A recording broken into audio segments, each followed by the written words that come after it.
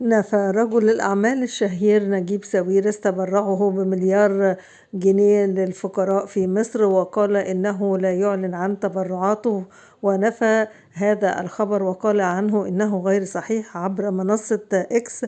وكان وكان هذا الخبر قد انتشر، ولكن نجيب ساويرس نفى هذا الخبر جملة وتفصيلا، وقال إنه يعمل من خلال مؤسسة ساويرس العائلية. ومن المعروف أن مؤسسة ساويرس أو عائلة ساويرس تبرعت عبر مؤسساتها ب30 مليون دولار للجامعة الأمريكية لدعم البحث العلمي. هذا الخبر للتوضيح ويعني نفي هذه الشائعة التي يعني وصفت بأنها شائعة عبر رجل الأعمال نجيب ساويرس.